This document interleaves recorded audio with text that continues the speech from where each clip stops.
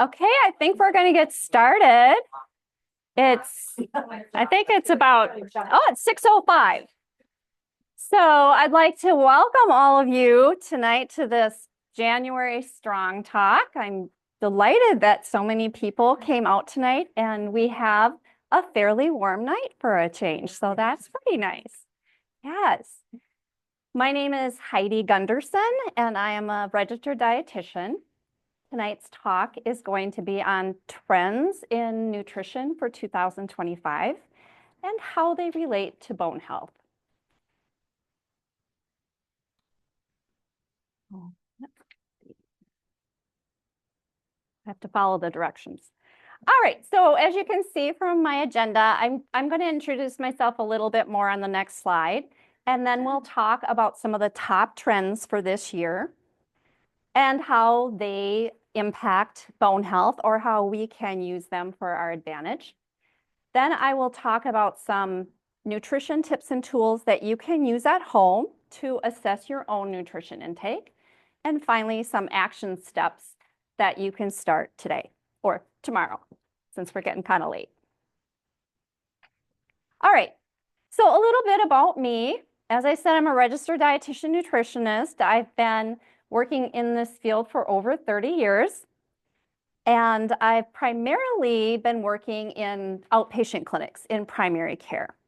My specialty areas over the years have developed along the lines of diabetes. I'm also a certified diabetes educator, and I've worked in GI clinics, gastrointestinal health, in lipid clinics, and in research. I worked on a national research study for over 2 years.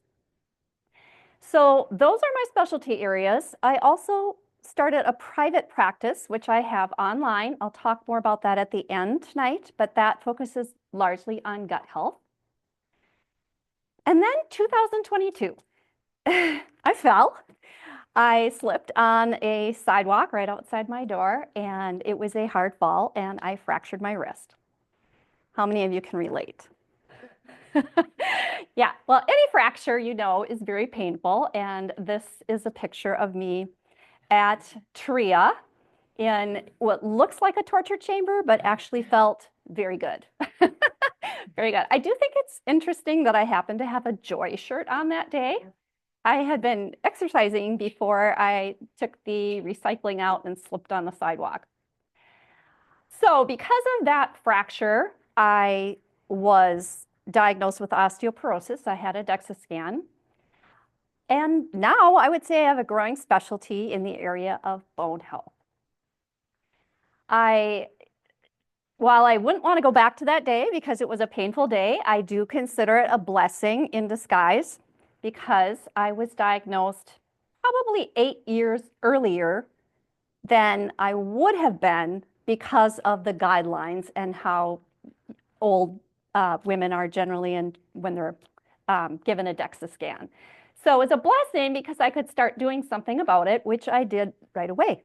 First thing I did about 6 weeks after I had surgery was I came to OsteoStrong, and I started exercising here 2 years ago. So that's how I got here. Okay, so this slide I know is very busy, but don't worry, we'll get to most of the words that you see on the screen. There are a number of nutrition trends for the year. I did not come up with these trends. I'll tell you a little bit about the history of this. Generally, every December or early January, experts from around the country will publish their forecasted trends for the year. And that is based on a lot of data, including marketing data, food purchases, and consumer behaviors.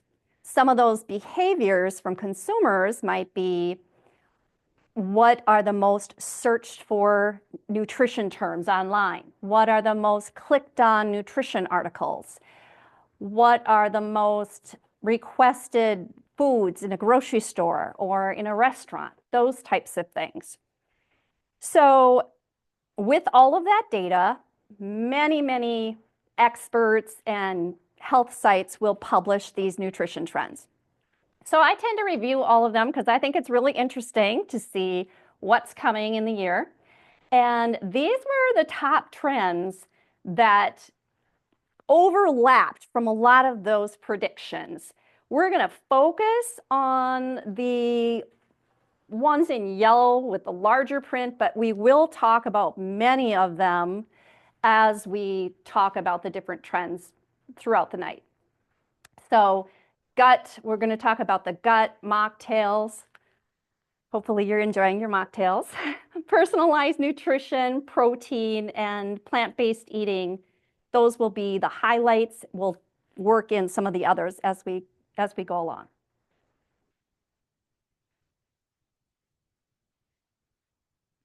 Okay, so in 2025, what top trends matter for bone-conscious consumers? Gut health, which is, again, one of my passions. We're going to talk about protein. That has actually been a trend now for a couple of years, but that's not going anywhere. We'll talk about what it means to be plant-based eating. We'll talk about the trend of mocktails and why that has taken off so much. And then I'm going to review some of the hot food picks for the year. So what to be looking for. And I'll round that off with the personalized nutrition. Okay, we're going to start with gut health because that's my favorite, not because it's top or anything. It's just my favorite thing to talk about. So why would we be concerned about gut health when we're talking about bones, osteoporosis, osteopenia? Any idea? Oh, I love that you said that. Yeah, did you know that Hippocrates 25 years ago said that all disease begins in the gut? And there is, I think, a lot of truth to that. So what we know about the gut is that it's not only what we take in, what we digest, it's also what we absorb. And for many different reasons, people might have trouble absorbing their nutrients, and that can certainly affect our bone health. We also know that the gut is where a lot of our immune system starts out. We also know that inflammation in the gut can get outside of the gut, and that can affect bones as well. So gut health is very important. Now, what do I mean when I say gut health? What does a healthy gut look like? Well, some of it is the absence of certain symptoms. So the absence of having gut pain after you eat, gas, bloating, heartburn, digestive distress.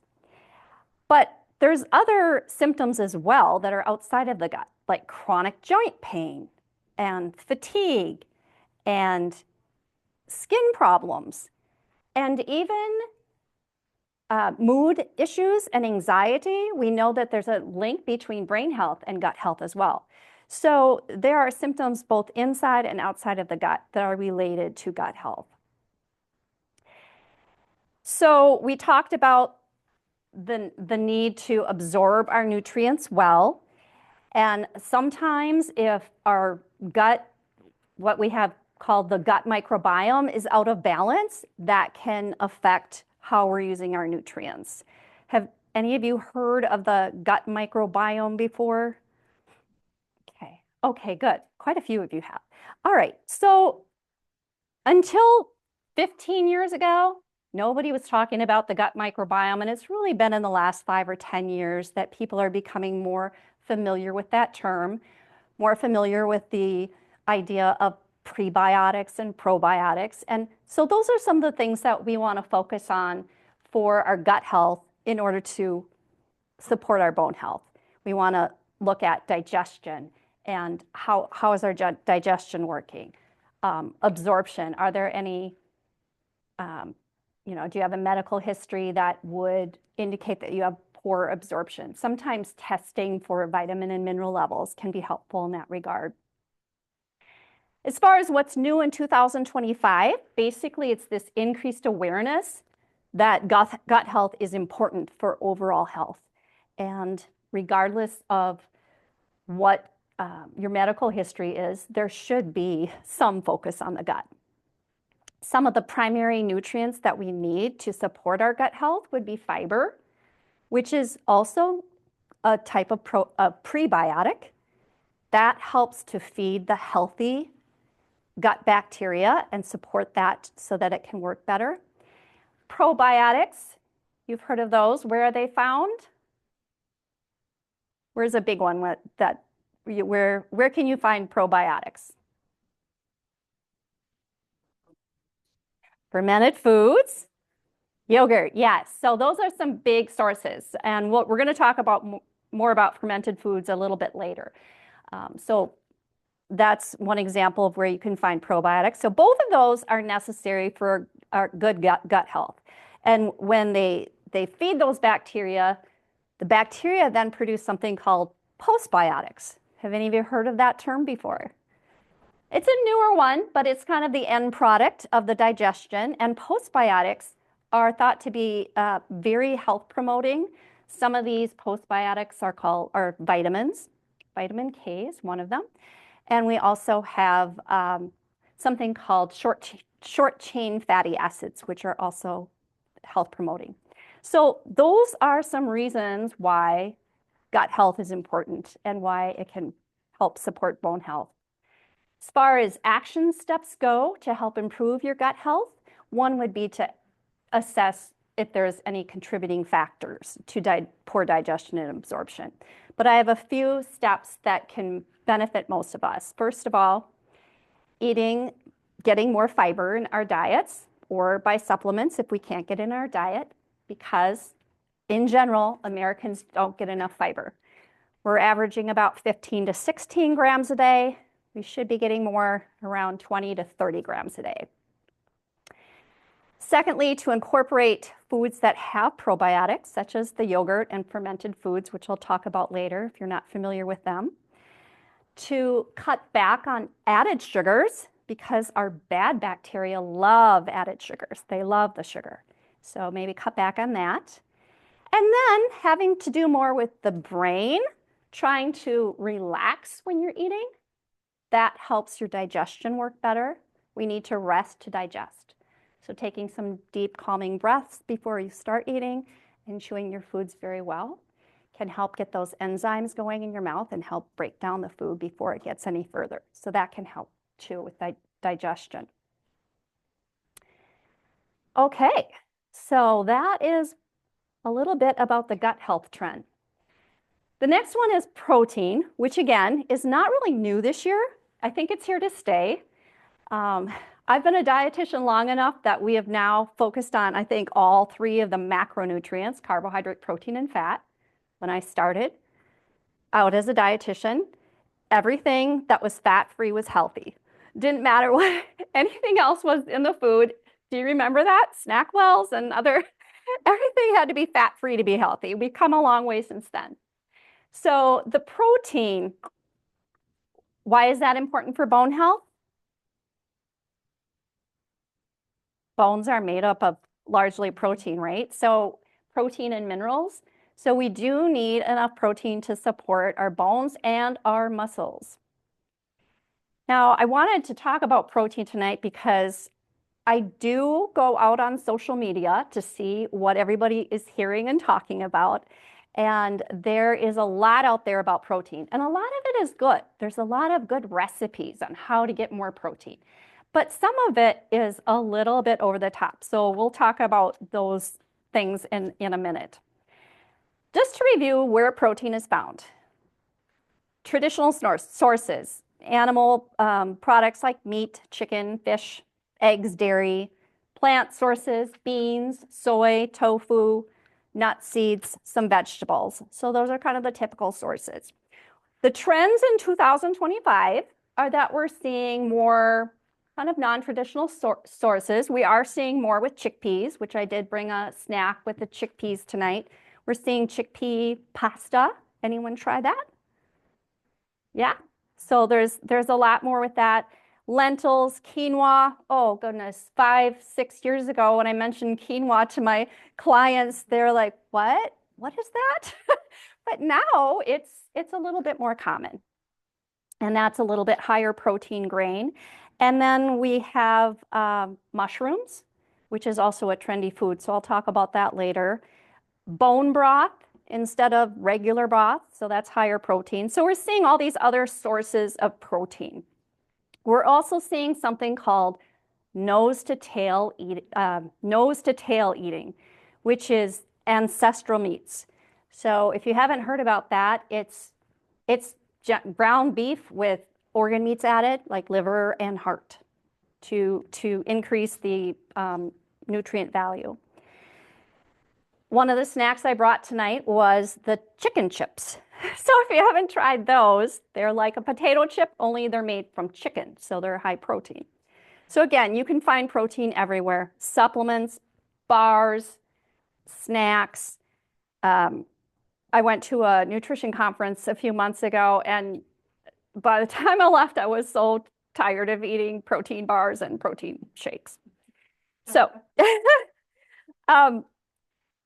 so I think it's important to talk about needs for protein, and the needs vary by the individual. So it's hard to give you a range and say this is how much you need, because everybody needs a different amount. It's based on your size. It's also based on age and what you're doing for activity. We do know traditionally the guideline for protein was a minimum of 0.8 to 1.0 grams per kilogram. I know, I don't know why we use kilograms in this one area, but to get to kilograms, you take your weight and divide it by 2.2.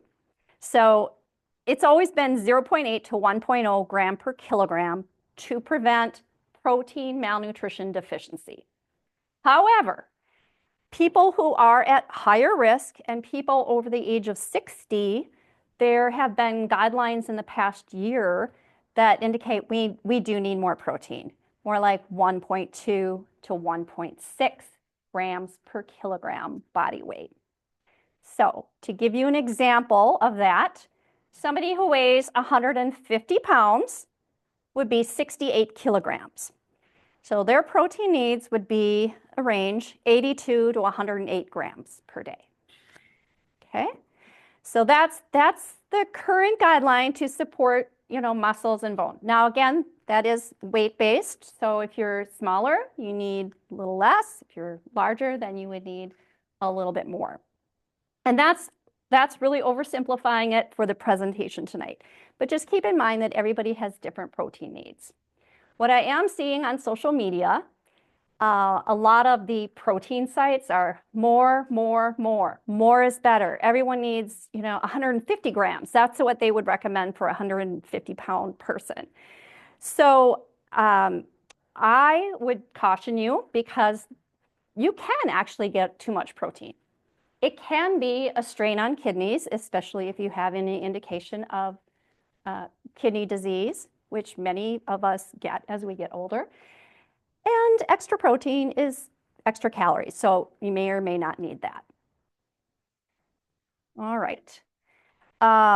So that is all I have to say about protein now, except I do want to say one other thing. Most of the women that I meet with do struggle getting enough protein. So if you are one of those that struggles, then you might want to use some of these protein boosting foods. The shakes that are in the back have 20 grams of protein. A lot of your protein enhanced shakes and bars and things like that will have 10 to 20 grams of protein in a serving. There are other ways that you can add protein to your foods as well. So that is, I think, all I wanted to say about the protein. The protein and the plant-based eating, sometimes they overlap and sometimes they can be a little different, but one of the trends is more plant-based proteins. Pea protein is all the rage, for example, and that's used in a lot of our protein powders and protein shakes. Now, plant-based eating is not rigidly defined. It's actually more of a continuum. So we can have people who are vegan, who don't eat any animal products, or vegetarian, maybe they consume some fish or eggs or dairy products, and then all the way to regular diet with just focusing a little bit more on plants. And then you have maybe on the other side, we have the carnivores who are only eating animal products. So there's kind of a continuum, but generally speaking, plant-based eating is a way of eating where at least half of your plate, up to 2/3 of your plate, would be foods that are plant-based. So it's more than just eating fruits and vegetables. It's including things like nuts, whole grains, beans, peas, and so on.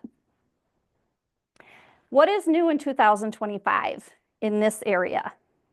Well, in addition to your typical meat substitutes made from, say, soy or beans, hamburgers, we're seeing seafood that is plant-based salmon, plant-based scallops.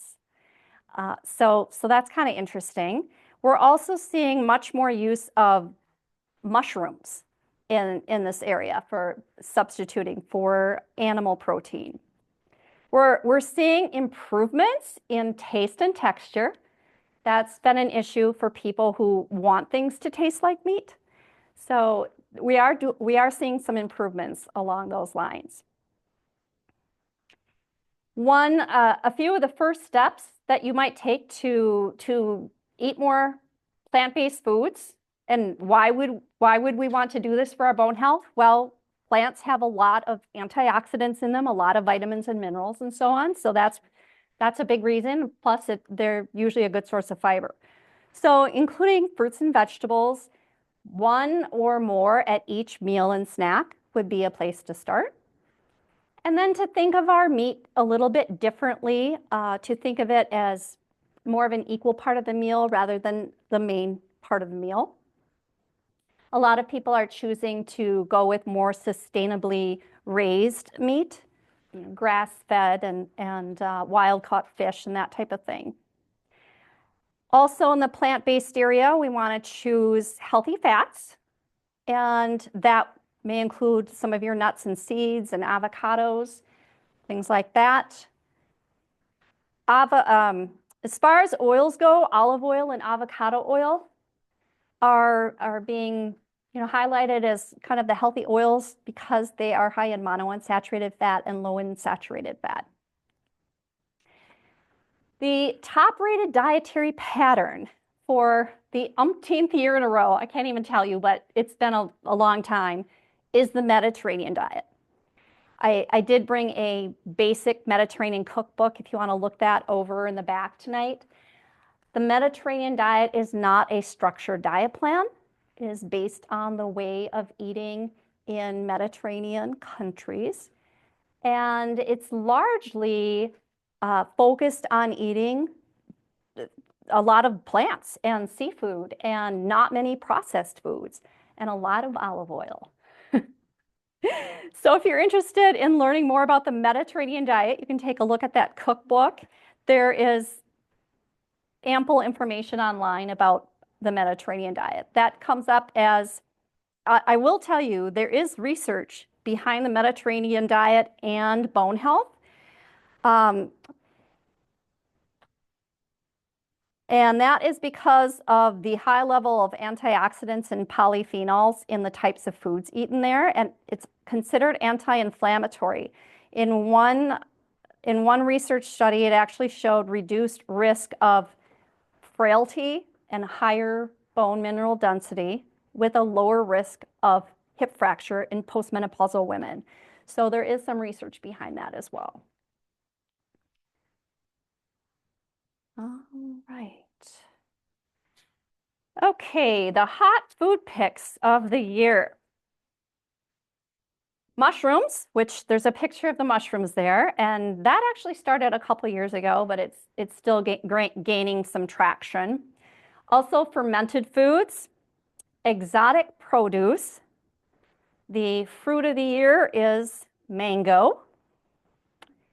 Sourdough. Has anyone made sourdough bread for the first time in their life? Because that has taken off. Again, that's a fermented product. Cottage cheese is huge. Different types of teas, what they call functional teas for wellness. Honey. And that's partly because people are using that to substitute for sugar. It's very versatile. There's some perceived health benefits, especially when using local honey. And hot honey has taken the country by storm, so it's no longer just in the South. And then another trend along with these hot pick foods are global flavors. So a variety of unique and complex spice blends. So many of these trendy foods for the year get a boost, again, from social media influencers. And then they will put out many recipes that use that food. For example, cottage cheese. There's thousands of recipes out there now for what to do with cottage cheese. Anything from cottage cheese pancakes to cottage cheese smoothies and casseroles. So what you might have thought of as a food from, when you were young, or maybe your grandma ate it or whatever, is really picked up in popularity.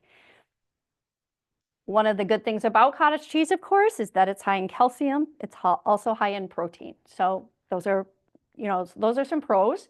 Cottage cheese is high in sodium. So if you're trying to limit your salt, that might be a consideration to think about. And we already talked a little bit about the mushrooms. The mushrooms are actually a fungi. We count them as vegetables, but they're in that fungi category. They're very rich in nutrients. And if you get wild raised and harvested mushrooms, they actually are high in vitamin D. Now, most of the mushrooms we get in the store that are in the cans, they're raised in the dark. But the wild caught ones can be a good source of vitamin D.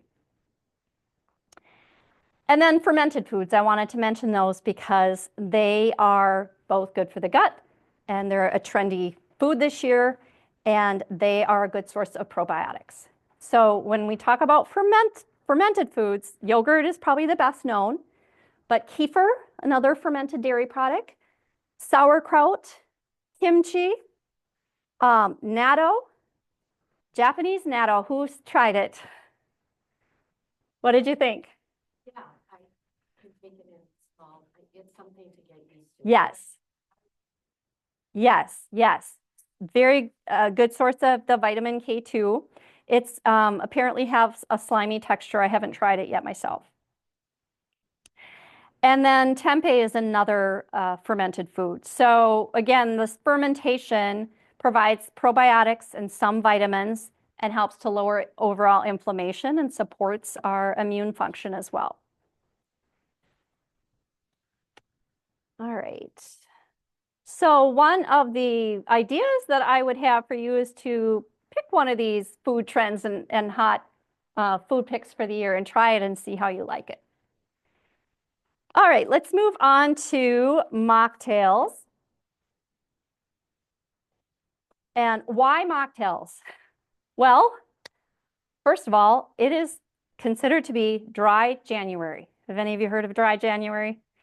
That's kind of a thing now after the holidays where people are trying to get a reset with their bodies and giving up alcohol. So that's one reason why it's popular.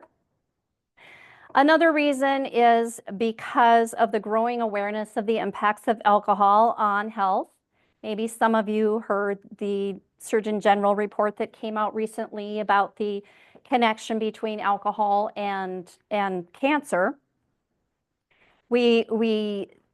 To review what the Surgeon General guidelines are, for alcohol, it's one drink, one alcoholic equivalent a day for women or 2 for men.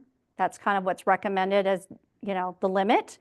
There is research on bone health that an intake of 3 or more alcoholic drinks in a day increases the risk for low bone mineral density and falls and fractures. So those are some reasons, but also mocktails cater to a wide range of individuals. And in 2025, the trend has exploded in creativity. So just like we've had the craft beers and tasting rooms, that type of thing, there are now at least a couple in the metro area that are mocktails. In fact, one of those places was highlighted on the local news this past month. So everything there is mocktails. There are no alcoholic cocktails there. Another reason this is trendy is because, again, of social media. So there are a couple of sites that I follow, and they make these beautiful beverages. Who wouldn't want one of those, right? But I will say that there can be something healthy about this mocktail. So I wouldn't say a cocktail is all that healthy for us, but with the mocktails, depending on what you use, you can get a significant source of vitamins, especially vitamin C, as well as potassium, depending on what kinds of ingredients you use. And if you use fortified beverages, like orange juice, for example, you can actually get some calcium and vitamin D that way. So creativity in mocktails is the trend for this year. And I just want to review, in the making of the mocktails, generally you start with some kind of fruit juice or a flavored seltzer or a bubbly water. Nowadays, there's so many different flavors of bubbly waters as well. Tonic water, ginger beer, sparkling water, coconut water, tea. Those are kind of the base. You can add flavorings then. Lemon and lime juice are some of the most common ones. Berries are another addition that you can put into your drink just to make it pretty. And then herbs, especially I think mint is very popular. Rosemary is popular as well. And I think topping it off with some berries is also gives it a special look. Sweeteners. You can use simple syrup, which is basically a sugar water solution, honey, maple syrup, unless you are already using sweetened juice. I would suggest using unsweetened, and then you can sweeten it if you think you need it a little bit more. And that's what you do to make a mocktail. And then presentation adds to the effect using special glasses or decorative straws like we did tonight. And you've got a drink like you see on the screen here. So it's just kind of a way of including more people that might not want to be consuming alcohol for whatever reason. And like I said, you can get some bone healthy nutrients depending on what kind of ingredients you use.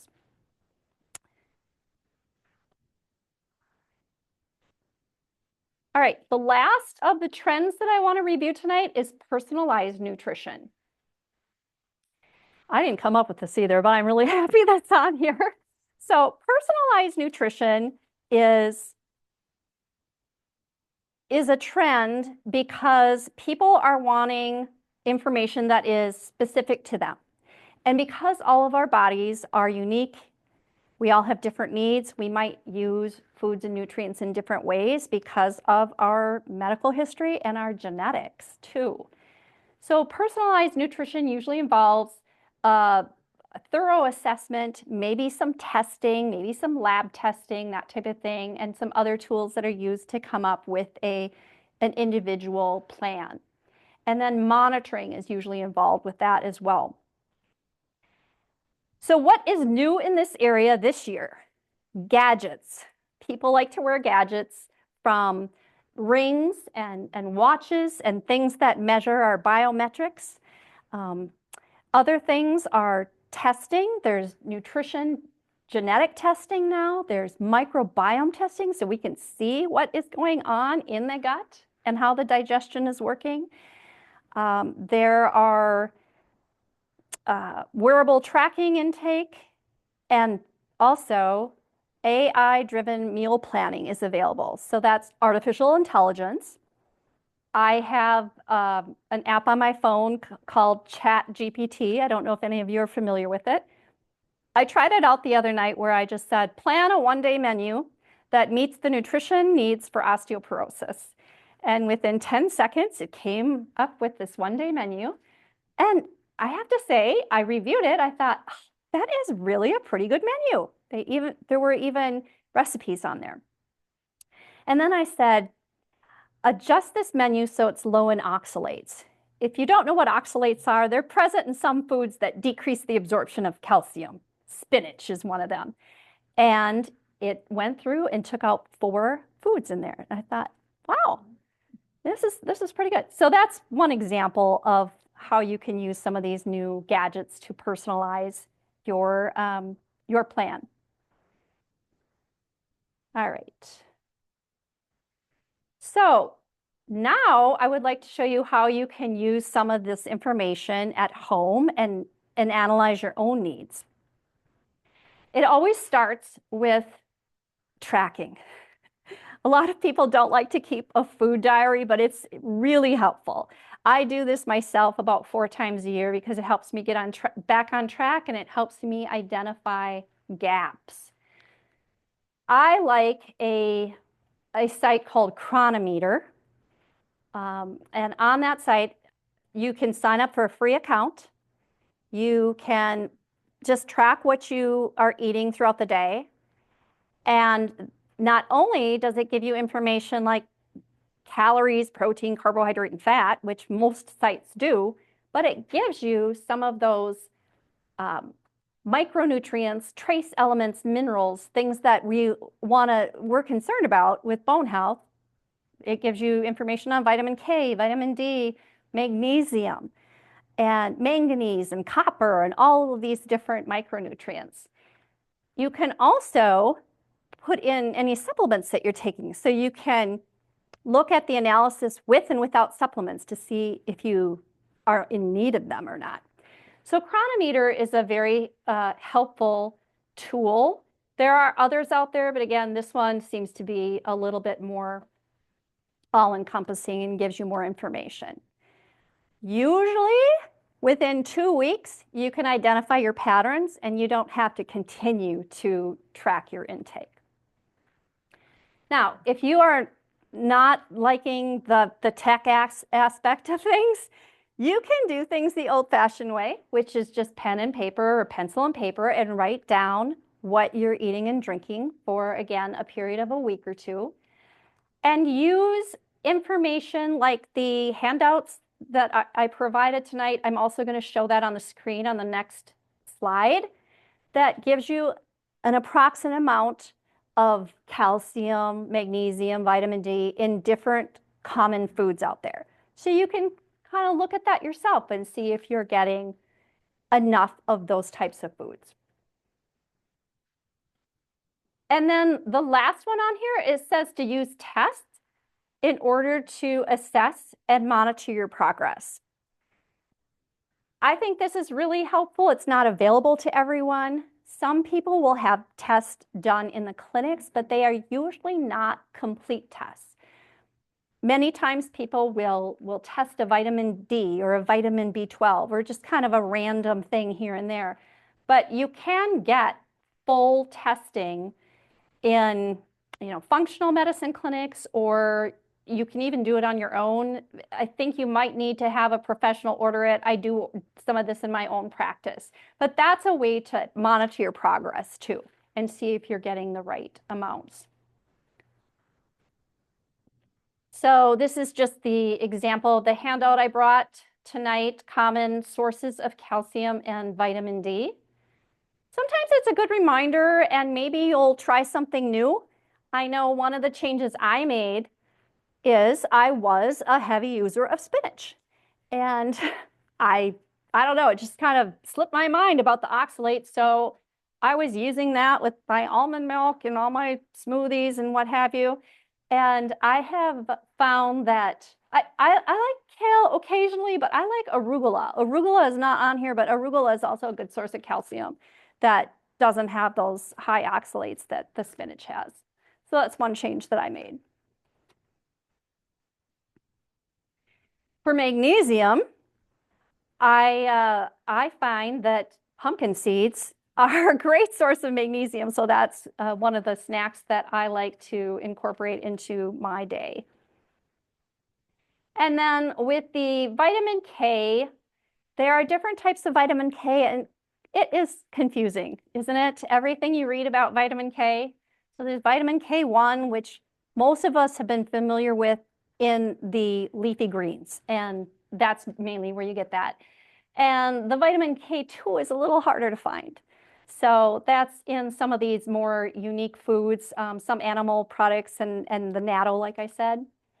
And then there are different kinds of vitamin K2.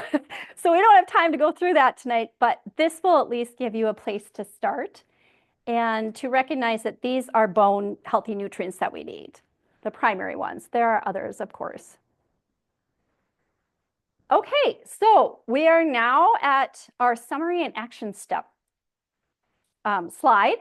And for this, I just wanted to pull out a couple of tips from each of those trends and just say, you know, this might be something to focus on this year. And the first one is gut health. Obviously, if you have gut issues, I'd encourage you to get those checked out. But some of the things that are helpful again for our guts are pre and probiotics, the prebiotics being mainly the fiber sources, and then probiotics coming from the fermented foods and yogurt. Aiming for more fruits and vegetables throughout the day is generally a good practice. And then our gut likes variety, so try to branch out and try new foods. A diverse microbiome is usually a very good functioning microbiome. In the protein category, assess yourself to make sure that you are getting enough protein and try to include a good source of protein at each meal and snack because it's hard if you get behind. It's kind of hard to make that up throughout the day. Okay, plant-based eating. Think about replacing 1 or 2 meat-based meals per week with some of the plant-based substitutes. And maybe sub in some whole plant foods in place of processed foods. When do we tend to eat more of the processed foods? A lot of times that's for snacks. So maybe that would be a time where you work in some of the plant foods. And then for the hot food trends, try one of those and see if it works for you. Maybe maybe the cottage cheese one or the mushrooms or even some of those fermented foods. All of those could be healthy for bone health. Mocktails, really primarily we want to limit alcohol intake to the Surgeon General guidelines or less and try some of the bone healthy ingredients in your mocktails to get some additional nutrition. Vitamin C, potassium, possibly calcium, and vitamin D as well. And then finally for the personalized nutrition, discover your individual needs and your nutrition gaps. And use tests. If you use tests, you probably will have to consult a professional to help you monitor your progress with that.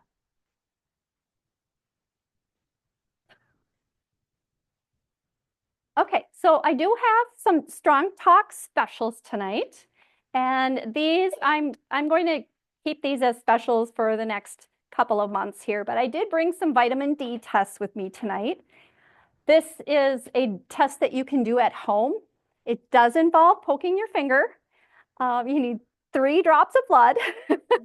And then it is shipped into Omega Quant, which is the lab that analyzes the results. You get the results in about a week with plenty of information that goes along with that. So I only have 10 with me tonight. That's all I had on hand, but I can order it and have it sent to you within the week if you'd like that. So I have that tonight, and that is $35 here or $40 to cover the shipping if you want to have it done later. I'm also offering 50% off of a individual nutrition consult with me. Anybody who is watching the StrongTalk, just mentioning the word StrongTalk, and I'll give that 50% off. Some of the additional things that I do in my private practice is I do that gut microbiome testing. I do run micronutrient panels as well, which is the full vitamin and mineral test, which can be very helpful. I didn't bring those tonight because there aren't any discounts on those from the labs ever, and they are a little bit pricier than the vitamin D one. So that's what I'm offering tonight. And I do have my contact information on this slide. I wanted to end with this picture. So we started with my little fracture on the first picture. This one is from September of this past year. I went to the Canadian Rockies with my husband, and we did a lot of hiking. And I was apparently checking out my balance going over these rocks. I didn't realize till I got to the middle, right about there, that okay, these are not flat, and I am losing. If I fall in, my feet are going to be wet the rest of the day. But I feel like coming to OsteoStrong has helped me with my balance and my strength. So I made it across, did not get wet, and just wanted to end with that slide. Please feel free to contact me with any questions. You can send me an email if you have any questions later. And thank you for all of you for attending. We do have a few minutes left here if anybody has any questions. I'd like to start. Oh. Just let me just suggest, because we've got folks who are watching online at home. Yeah. And they can't hear, we don't have a microphone, so if you could please repeat any questions. I will repeat the questions. So D3, your D3 tests, I'd like to get one or multiple of those, and so my question is, I read recently that you should actually do those D3 tests fairly frequently and monitor how you're doing. What frequency do you recommend on those? Remember to repeat. Okay, so the question is, how often should we get our vitamin D level checked? I don't know that there is any consensus on that. I will say that in my health clinic, and I do see a specialist, I have not had mine checked in the health clinic for over a year. At some point along the road, a few years ago, clinics don't order that test as much anymore. And many lab tests, in fact, have to be associated with a diagnosis. So I've been doing it on my own about every 3 to 6 months because I've been trying to raise it and I'm taking higher doses of supplements. So I do want to monitor that to make sure I'm taking the correct amount. So really, you know, every 3 to 6 months is often enough if you are trying to work on that vitamin D level. Mm-hmm. Could you put the previous slide back up that showed the additional services? Oh, yes, yes. Thank you. I changed the slide just so the additional services would be on the screen. So, all right. Anything else? May I ask what you use for your full nutrients panel? I have a couple of different ones. I use something called SpectraCell, which is looking at what's in the cell versus what's in the blood. It takes a little bit longer to get that one back. And that's a very specialized lab that does that testing. So you can't really compare it to a test in the clinic. I also use micronutrient testing from a lab called Vibrant America. And that one is more, you can compare it with labs you've had done in the clinic. Mm-hmm. Such a variety talking about, and to eat all these different areas and how much, and you know, these days it's not as, carrots aren't as rich as they were 10 years ago. And you want to get all the supplements, like, you know, when I went to the doctor, I want your sugar, vitamin D, because of course it's winter, take a couple vitamins. So would you supplement vitamins in case you can't eat all these variety of foods? And Yeah. then you don't comment on that because you're more, I get the part with all the food and what's rich in that, but sometimes Oh, if absolutely. you don't like some of these foods and you're short, you recommend, you know, there's so Right. many natural supplements, you know, collagen, and you name it. Is that a positive to supplement the good food with? Right. So supplements are to do just that, to supplement what we are eating. You know, there are ingredients and components in foods that we might not get in supplements, and we may not have identified all of them that work synergistically. So we do want to eat what we can through food. Having said that, I think a lot of women and men who have osteopenia, osteoporosis, probably have some kind of absorption issue and have not been absorbing their nutrients well. I mean, there's other things that go into it, but I definitely think it's it's probably impossible to get your vitamin D needs through diet, especially in, Minnesota and Wisconsin. It's always important to check your vitamin D and see where that's at, but I think that one, for sure. And for me, having tracked my intake over time with the best that I feel that I can do, I still end up needing supplements. So, yeah. Okay, yeah. Is there any risk of overdoing any of these things, whether it's vitamin K, calcium, protein? I guess protein, you might gain weight that you don't need, but what's the Yeah. risk of overdoing? So the question is there any risk for overdoing any of these things? And generally not from foods, but from supplements, there can be a risk because too much of something can interfere with the function and the action of other nutrients.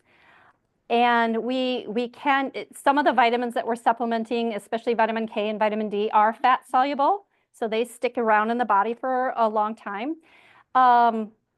Having said that, I haven't seen a lot on toxicity with vitamin D, but I do think it's important to avoid extremes, I guess I would say, at either end. Again, that testing comes in handy at that point. So I think that's all we have time for tonight, unless, Recommend Oh. calcium supplement that you like to give out to your clients or anything like that? okay, the question is about the recommended calcium supplement. Anything else? That's the main No. one.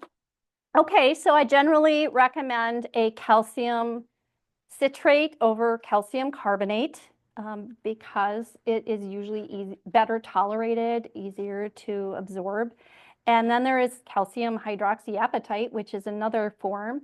Those tend to be the big ones. I do want to mention, though, with calcium supplements, the newer recommendations are try not to supplement more than half of your needs, which is generally 1,200 milligrams a day would be the needs for the day. So unless you absolutely can't get calcium in your diet, which even without eating high calcium foods, we still manage to get about 300 milligrams a day.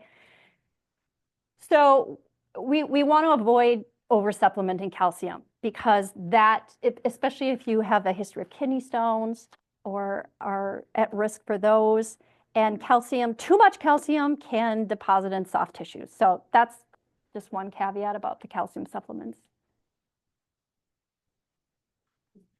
Calcium also can be a heart problem. If it ends up going to the heart, right? That's why we need that K in there, K2, which can help shuttle that to the bones.